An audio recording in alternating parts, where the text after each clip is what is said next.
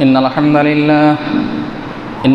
لله نحمده ونستعينه ونستغفره ونعوذ بالله من شرور أنفسنا ومن سيئات أعمالنا من يهده الله فلا مضل له ومن يضلل فلا هادي له وأشهد أن لا إله إلا الله وحده لا شريك له وأشهد أن محمدا عبده ورسوله أما بعد فإن خير الحديث كتاب الله وخير الهدي هدي محمد صلى الله عليه وسلم وشر الأمور محدثاتها وكل محدثة بدعة وكل بدعة ضلالة وكل ضلالة في النار.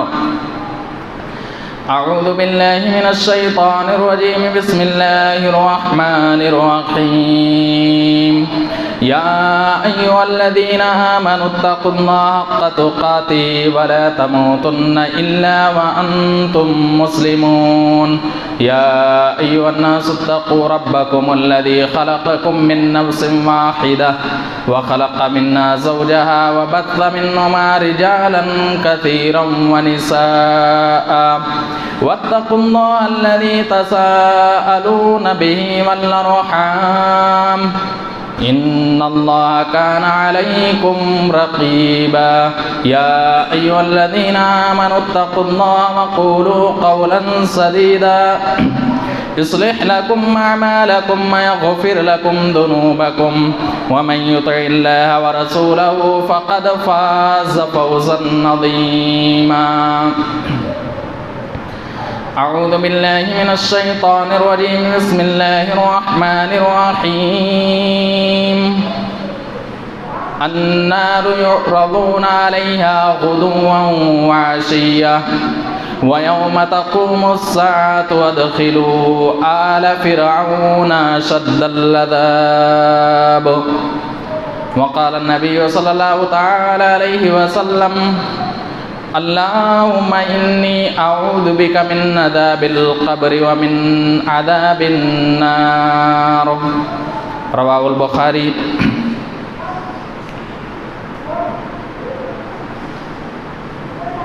ہر قسم کی حمد و ثنا، بڑائی اور بزرگی، ساری تعریفیں اللہ تبارک و تعالیٰ کے لیے ہیں جو ساری کائنات کا خالق، مالک، رازق، مشفق، مربی، پالنہار ہے. بعدہ درود و سلام و انبیاء کرام پر، خصوصی طور پر آخری نبی محمد رسول اللہ صلی اللہ علیہ وسلم پر. محترم حضرات، یہ بات ہر ایک انسان کو پتہ ہے کہ انسانی نفس کا جو دور ہوتا ہے وہ 4 دور ہوتا ہے. پہلا دور انسان اپنے ماں کے پیٹ میں ہوتا ہے جہاں تاریکی کے سوا کچھ بھی نہیں ہوتا ہے. دوسرا دور دنیائی زندگی کا دور ہے جہاں انسان خیر اور شر دونوں کماتا ہے، اور یہ دور پہلے والے دور سے کہیں زیادہ لمبی دور ہوتی ہے. تیسرا دور قبر کا دور ہے جہاں انسان دونوں دور سے کہیں زیادہ لمبی مدت تک رہتا ہے. چوتھا دور آخرت کا دور ہے جہاں انسان اپنا ٹھکانہ جنت یا جہنم کے اندر بنا لیتا ہے. تو ہر انسان کے یہ 4 دور ہوتے ہیں. آج کے خطبہ جمعہ کے اندر جو تیسرا دور ہے یعنی قبر کا دور ہے، اس سلسلے میں آپ لوگوں کے سامنے ہم بیان کریں گے. محترم حضرات، انسان جب اس دنیا کے اندر اپنا وقت مکمل کر لیتا ہے، اپنا ٹائم ختم کر لیتا ہے، تو قیامت تک جس عالم میں وہ چلا جاتا ہے اسے قبر کہتے ہیں، یا دوسرے اصطلاح میں اسے عالم برزخ بھی کہتے ہیں. انسان جب قبر کے اندر داخل کیا جاتا ہے تو اسی قبر کے اندر اسے جزا اور سزا ملنی شروع ہو جاتی ہے.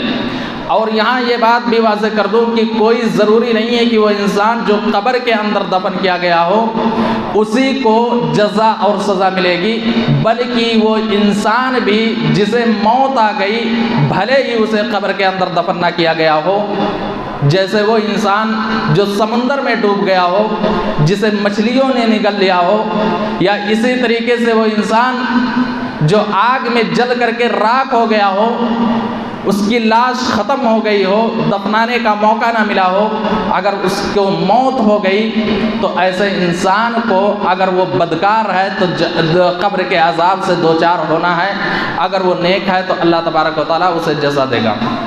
تو قبر کے اندر جب انسان دفن کیا جاتا ہے تو اسی قبر کے اندر جزا اور سزا ملنی شروع ہو جاتی ہے۔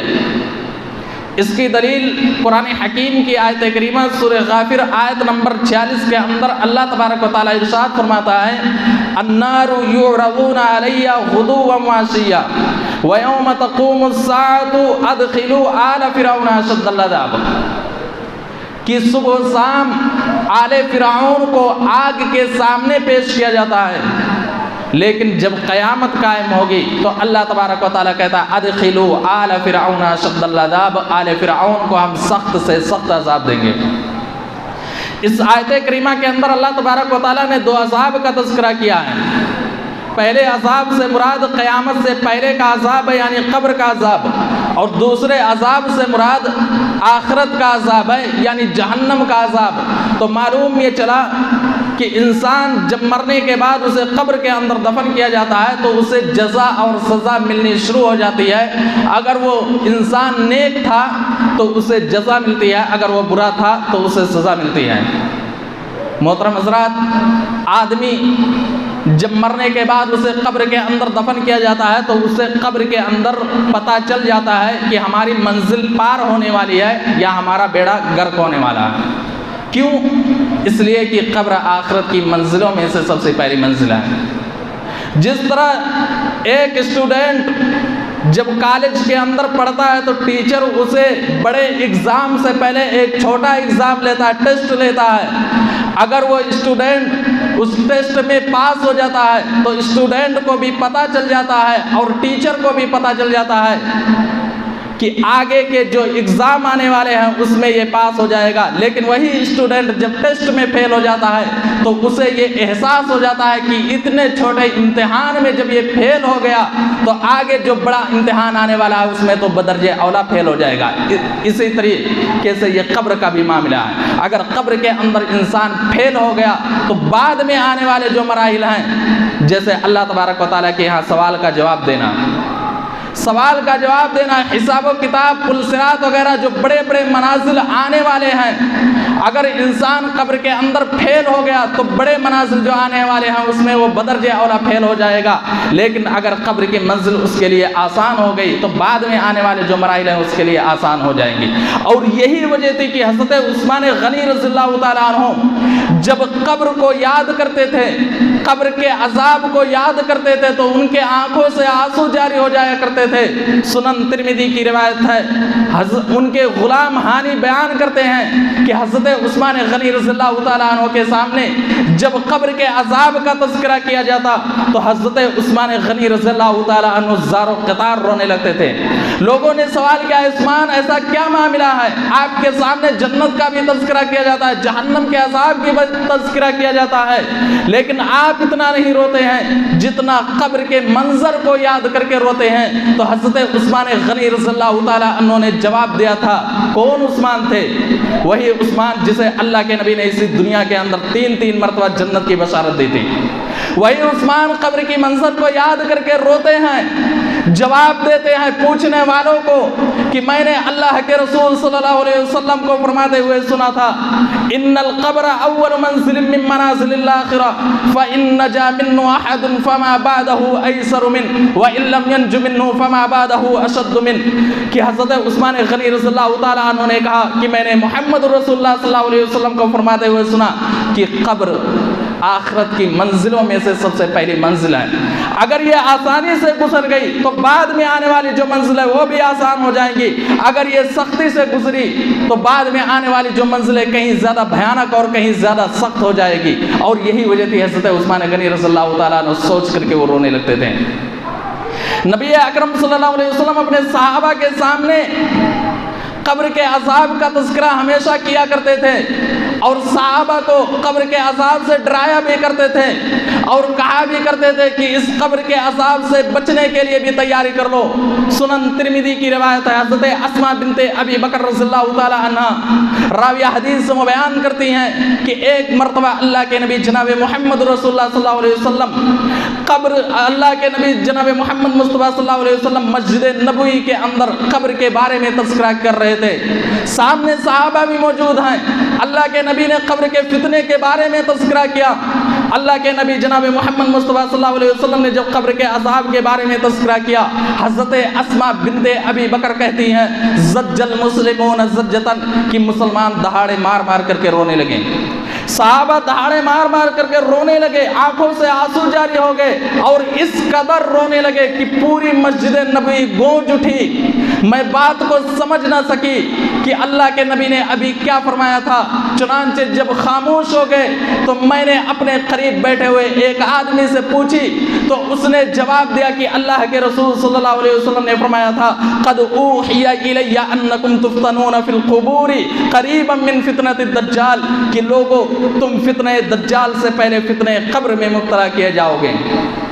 یہی وجہ تھی کہ صحابہ قبر کے عذاب کو سن کر کے وہ روتے تھے، کیونکہ اللہ کے نبی نے فرمایا تھا ما رأیت منظرا قط الا والقبر افظع من، کہ میں نے قبر سے زیادہ بھیانک کوئی چیز نہ دیکھی، میں نے قبر سے زیادہ کوئی خطرناک چیز دیکھی ہی نہیں۔ اللہ کے نبی اپنے صحابہ سے بھی کہا کرتے تھے ایھا الناس استعیذوا باللہ من عذاب القبر فان عذاب القبر حق، اے میرے صحابہ اللہ تبارک و تعالیٰ سے قبر کے عذاب سے پناہ طلب کرو، کیونکہ قبر کا عذاب یہ برحق ہے۔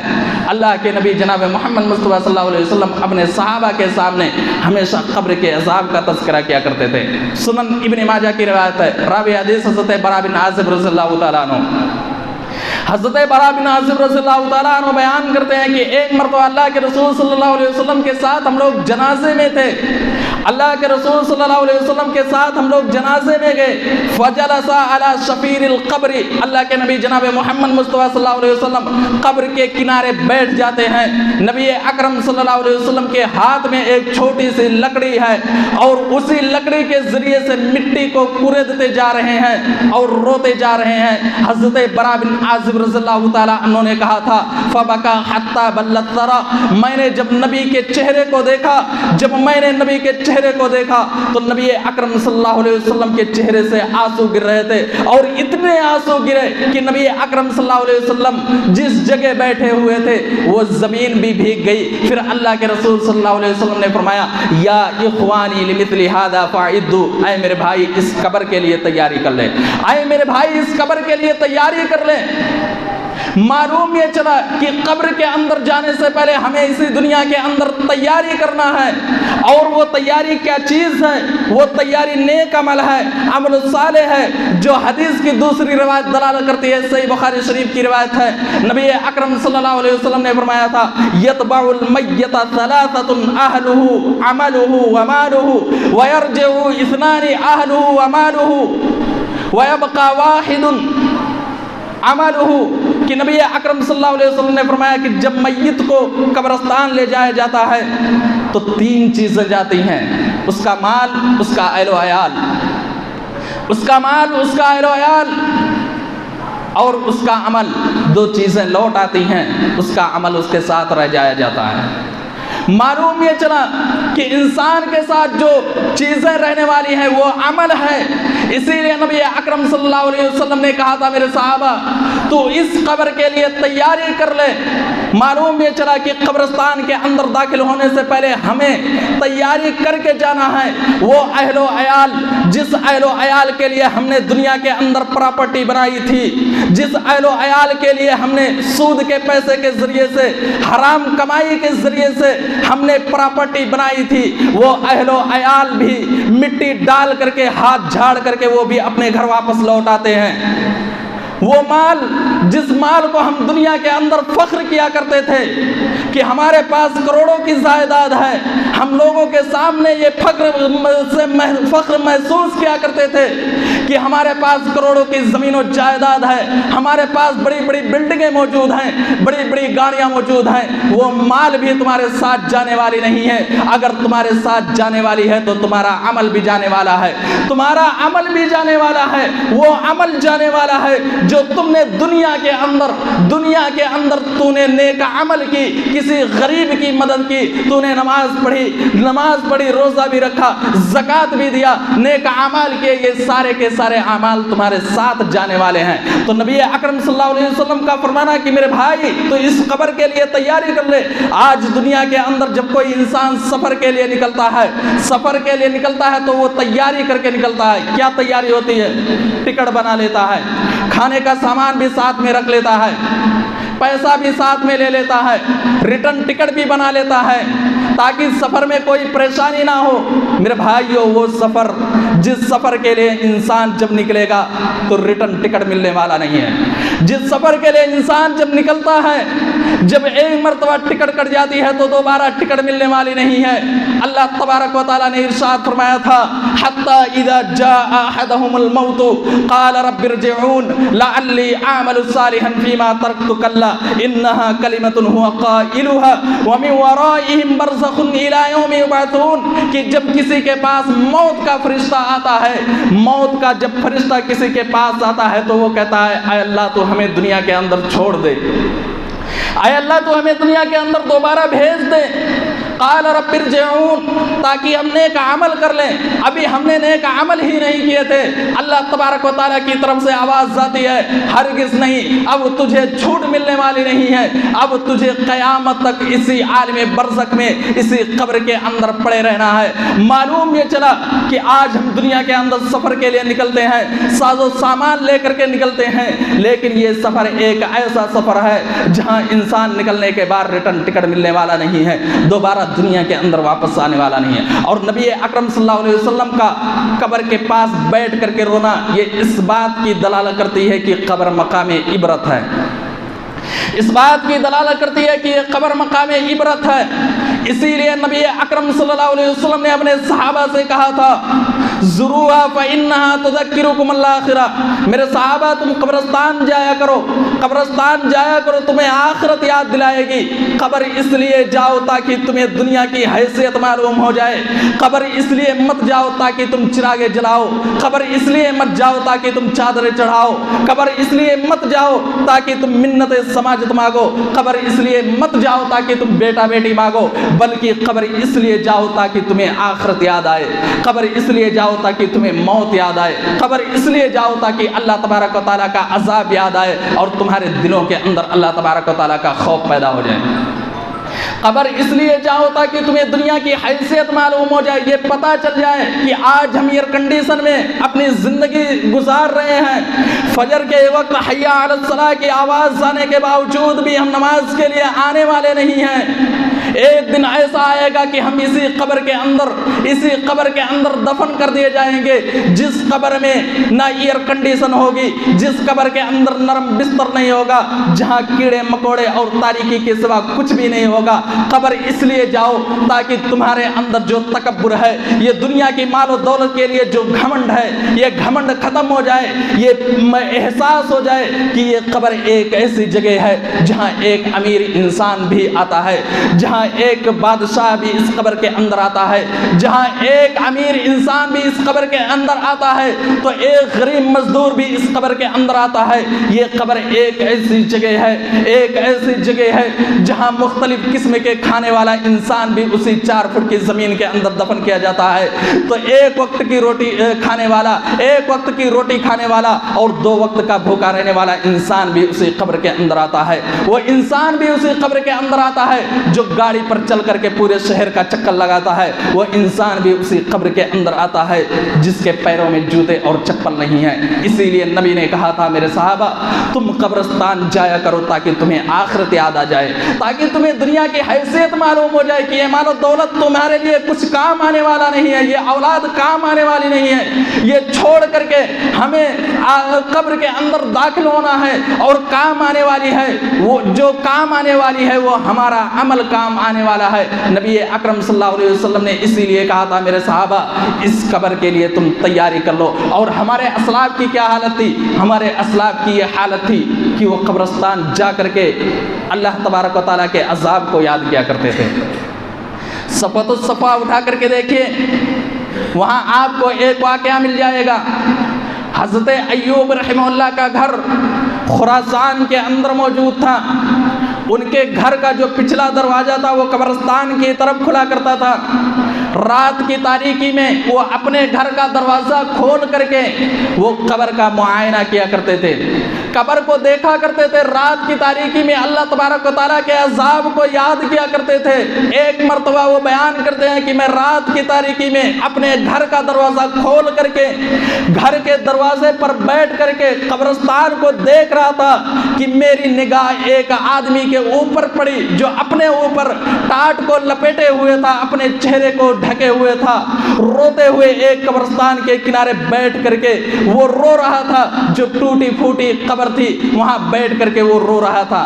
حضرت ایوب رحمہ اللہ وہ کہنے لگے کہ میں اپنے دل کے اندر یہ سوچنے لگا کہ اتنی تاریکی رات میں اور وہ بھی ٹوٹی پھوٹی قبر کے پاس وہ آدمی کیا کر رہا ہے۔ وہ اپنے گھر سے نکلتے ہیں کہ دیکھیں آخر یہ انسان کون سا ہے۔ قبرستان داخل ہوتے ہیں، وہ آدمی بیٹھ کر کے رو رہا ہے، اس کے اوپر اپنے ہاتھ کو رکھتے ہیں۔ جیسے ہی ہاتھ رکھتے ہیں یہ مڑ کر کے دیکھتا ہے، پتہ لگتا ہے کہ یہ میرا جگری دوست سعدون ہے۔ وہ کہتے ہیں میرے بھائی رات کی تاریکی میں تو قبر کے پاس کیا کر رہا ہے؟ ٹوٹی پھوٹی قبرستان کے پاس بیٹھ کر کے تو کیا کر رہا ہے؟ وہ سعدون ان کا جگری دوست کہتا ہے میرے دوست میں یہاں آ کر کے اللہ تبارک و تعالیٰ کے عذاب کو یاد کرتا ہوں، موت کو یاد کرتا ہوں۔ جب میرا دل سخت ہو جاتا ہے، نیک عمل میں نہیں لگتا ہے، تو میں اسی قبر کے پاس آ کر کے میں یہ سوچتا ہوں کہ ایک دن آئے گا کہ یہ ساری کی ساری چیزیں چھوڑ کر کے اسی قبر کے اندر آنا ہے۔ حضرت ایوب رحمہ اللہ یہ بات کو سن رہے تھے اور ان کی نگاہ ٹوٹی پھوٹی ہڈیوں کی طرف پڑی۔ حضرت ایوب رحمہ اللہ نے کہا میرے بھائی میرے دوست یہ ٹوٹی پھوٹی ہڈیاں جو دکھ رہی ہیں کیا یہی وہ لوگ تھے جو ہماری طرح قبرستان آ کر کے اللہ تبارک و تعالیٰ کو یاد کیا کرتے تھے؟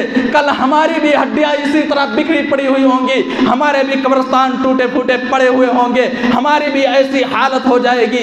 اتنا کہنا تھا کہ وہ روتے ہوئے وہ بے ہوش ہو گئے۔ حضرت سعدون رحمہ اللہ نے ان کے اوپر پانی کا چھینٹا مارا، وہ ہوش میں آئے۔ معلوم یہ چلا کہ قبرستان یہ مقام عبرت ہے۔ نبی اکرم صلی اللہ علیہ وسلم نے کہا تھا فَإِنَّهَا تُذَكِّرُكُمُ الْآخِرَةَ، میرے صحابہ قبرستان جایا کرو تمہیں آخرت یاد آئے گی۔ تمہارا دل نیک اعمال کی طرف نہیں لگ رہا ہے، تمہارا دل نمازوں کی طرف نہیں بڑھ رہا ہے، تمہارا دل صدقہ و خیرات کی طرف نہیں بڑھ رہا ہے، تمہارا دل اچھے اعمال کی طرف نہیں جا رہا ہے، تم قبرستان جا کر کے یہ سوچ لو کہ اسی قبر کے اندر ہمیں دنیا کی ساری چیزیں چھوڑ کر کے آنا ہے، تو یقیناً تمہارا دل نیک اعمال کی طرف آئے گا۔ یہ نرم بستر جو حیا علی الصلاۃ کی آواز فجر کے وقت آتی ہے یہ سونے نہیں دے گی، یہ تمہیں اسی مسجد کی طرف بلائے گی۔ یقیناً تم قبرستان جا کر کے یہ سوچو کہ ہمیں اسی قبر کے اندر آنا ہے۔ میرے بھائیو دوستو آگے چلتے ہیں۔ نیک انسان کی موت کا جب وقت قریب آتا ہے فرشتے نہایت آسانی کے ساتھ اس کی روح کو قبض کرتے ہیں، آسمان کی طرف لے جاتے ہیں۔ خوشبو کے ذریعے سے جب دروازہ آسمان کا کھٹکھٹایا جاتا ہے تو وہ پہچان لیتے ہیں کہ یہ نیک لوگ کی روح ہے۔ دروازہ کھول دیا جاتا ہے، ساتویں آسمان کی طرف لے جائی جاتی ہے۔ ساتویں آسمان کی طرف جب نیک لوگوں کی روح لے جائی جاتی ہے آواز آتی ہے یا ایتھا النفس المطمئنہ ارجعی الی ربک راضیۃ مرضیہ، اے پاک روح، اے اطمینان بخش والی روح، تو لوٹ جا اپنے رب کی طرف جس سے تو راضی ہے اور اللہ تجھ سے راضی ہے۔ فادخلی فی عبادی، اور اس جگہ داخل ہو جا جہاں میرے بندے ہیں، میری جنت میں داخل ہو جا۔ تو نیک لوگوں کی روحیں جب آسمان کی طرف جاتی ہے تو اسے علیین کی طرف بھیج دی جاتی ہے۔ ان لوگوں کی روح علیین کے اندر جمع کی جاتی ہے جو نیک لوگوں کی روح ہے۔ جب نیک انسان کی روح علیین کے اندر آتی ہے تو پہلے سے جو نیک لوگوں کی روح موجود ہوتی ہیں یہ اس کا استقبال کرتی ہیں، خوش آمدید پیش کرتی ہیں، اور بہت سی روحیں ایسی ہوتی ہیں جو پہچان لیتی ہیں کہ یہ ہمارے گاؤں کا رہنے والا، ہمارے شہر کا رہنے والا ہے۔ چنانچہ وہی روحیں، نبی اکرم صلی اللہ علیہ وسلم فرماتے ہیں، وہی روحیں وہ سوال کرتی ہیں کہ ذرا میرے باپ کے بارے میں بتلاؤ، میرے بیٹے کے بارے میں بتلاؤ، میرے گھر کی حالات کے بارے میں بتلاؤ۔ وہ روح کہتی ہے کہ تیرا بیٹا، تیرا باپ مجھ سے پہلے اس دنیا کو چھوڑ کر کے چلا گیا ہے۔ وہ روح جو وہاں موجود ہوتی ہے اسے یہ احساس ہو جاتا ہے کہ جب تجھ سے پہلے میرے باپ کی موت ہو گئی، میرے بیٹے کی موت ہو گئی، تو یقیناً وہ روح سجین کے اندر گئی ہوگی۔ ذُهِبَ بِهِ أُمُّهُ الْهَاوِيَةُ، وہ روح سجین کے اندر گئی ہوگی۔ تو نیک لوگوں کی روحیں جب علیین کے اندر داخل کی جاتی ہیں تو یہ آپس میں بات چیت کرتے ہیں اور آپس میں یہ پہچان لیتے ہیں۔ علیین کے اندر داخل کی جاتی ہے تو وہ آپس میں پہچان لیتے ہیں اور آپس میں بات چیت کرتے ہیں۔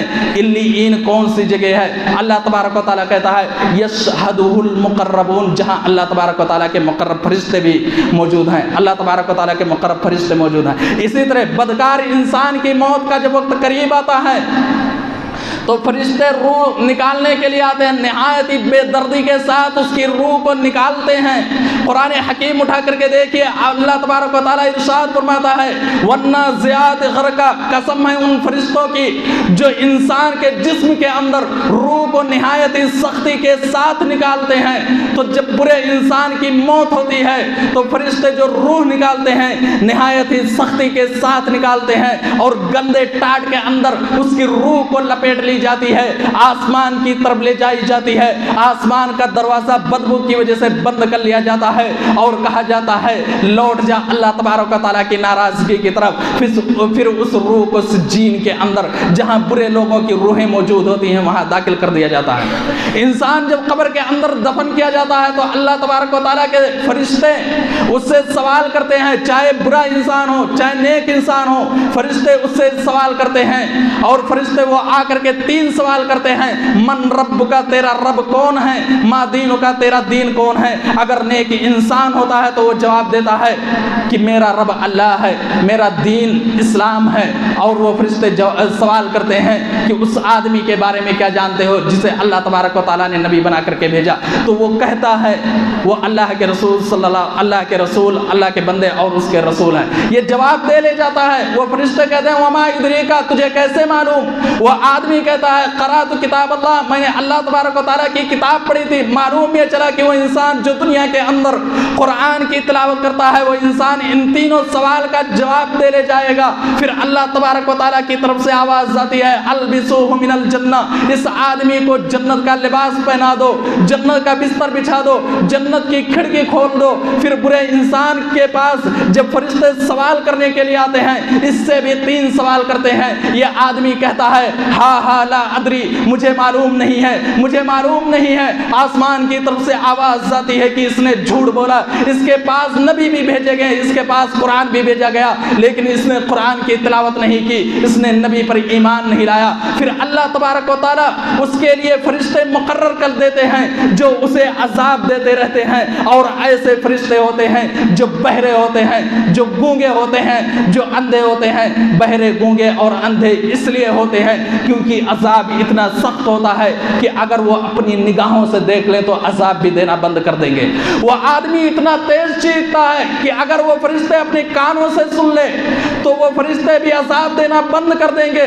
اسی لیے اللہ تبارک و تعالیٰ نے قبر کے اندر جن فرشتوں کو عذاب دینے کے لیے مقرر کیا ہے وہ بہرے، اندھے اور گونگے ہیں۔ وہ ہتھوڑے کے ذریعے سے اس کو عذاب دیتے رہتے ہیں۔ نبی اکرم صلی اللہ علیہ وسلم نے کہا لو ضرب بها جبل لصار ترابا، کہ اگر اگر اس ہتھوڑے کو اگر پہاڑ کے اوپر مار دیا جائے تو پہاڑ بھی ریزہ ریزہ ہو جائے گا. اسی ہتھوڑے کے ذریعے سے اس آدمی کو عذاب دیتے رہتے ہیں اور وہ اتنی تیز چیختا ہے کہ انسان اور جنات کے علاوہ ساری مخلوقات سنتی ہے. نبی اکرم صلی اللہ علیہ وسلم نے فرمایا, سنن ترمذی کی روایت ہے, ان الموت لیعذبون فی قبورہم حتی ان البہائم, کہ جب قبر کے اندر مردے کو عذاب دیا جاتا ہے, میت کو عذاب دیا جاتا ہے, تو وہ اتنی تیز چیختا ہے کہ انسان اور جنات کے علاوہ ساری مخلوقات سنتی ہے. یہاں تک کہ جانور بھی اس کی آواز کو, اس کے چیخنے پکارنے کی آواز کو سنتے ہیں, جانور بھی اس کی آواز کو سنتے ہیں.